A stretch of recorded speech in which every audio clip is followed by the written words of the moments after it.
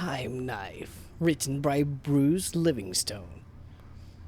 Bruce Savage stands in his office. He's sexually attractive. Somebody knocks on Bruce's door and he opens it. It's a scientist lady. She looks like a librarian with glasses, but she's actually a scientist. You can tell because she has a lab coat. Nick, you still there? Lady scientist says, "Help me." Bruce says, "Okay." "Take this knife because some bad apples are trying to steal it, and it is very important." "Okay." "What is your name, handsome?" "I'm Bruce. Let's shake hands." Bruce and Lady Scientist shake hands. "Wow, you almost broke my hand with that handshake. You are definitely a tough guy." She's impressed with Bruce's strength. She looks at his large biceps like they are delicious pieces of ham, but she doesn't want to eat them. "Here is the knife." The lady scientist hands Bruce the knife. It looks mostly like a knife, but also like a time machine, because it is both a knife and a time machine, but Bruce doesn't know that yet. Goons break through the windows and shoot the scientist lady. She dies. "Avenge me." "Okay."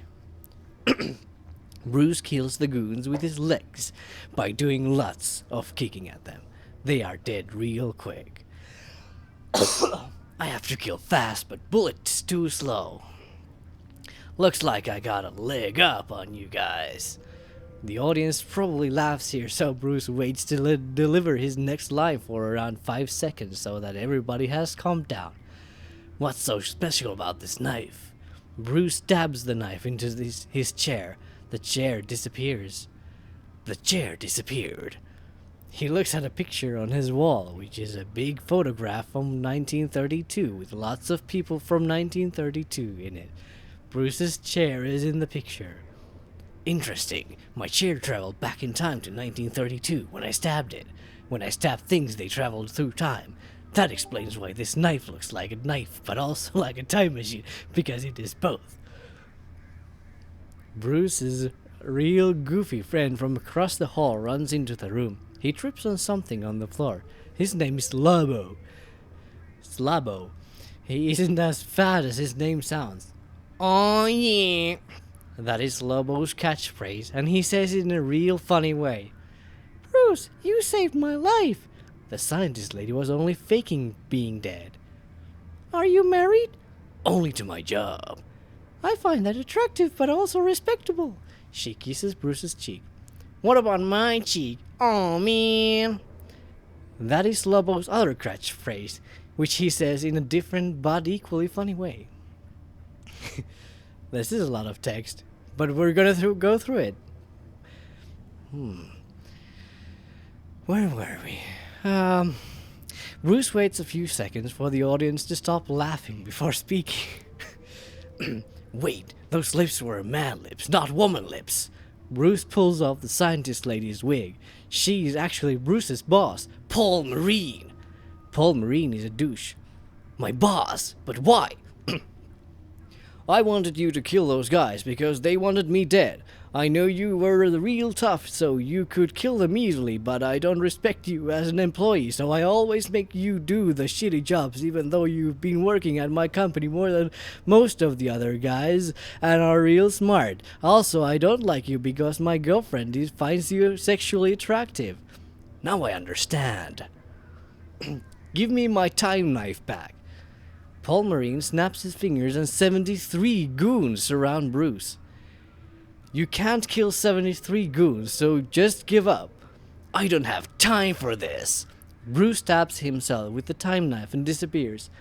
"He time traveled using the time knife." Bruce opens the door. Now he is twice as jacked. "You're even more sexually attractive. How is this possible?" "I stabbed myself and traveled to the past, then trained in all kinds of martial arts to become even stronger. I also strapped explosives into everybody's boots in the past so that when I press this detonator, you will all explode." "Oh yeah." "I am glad I have stocks in this company." "Why?" "Because business is booming." Bruce presses the detonator. All 73 goons blow up like eggs in a microwave. Paul Marine doesn't explode. Luckily, I used my metal detector this morning and found the explosives. So I switched boots with somebody else. Say, Slubbo, whose boots are you wearing? No! Slubbo explodes.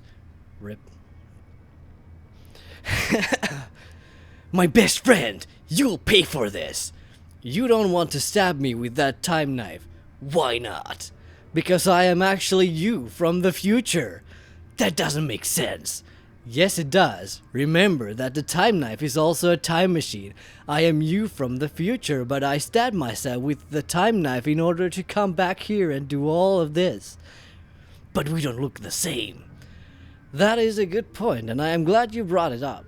First time I traveled 700 years into the future to a time where humans have created advanced technology that allows surgeries that completely change people's faces and bodies.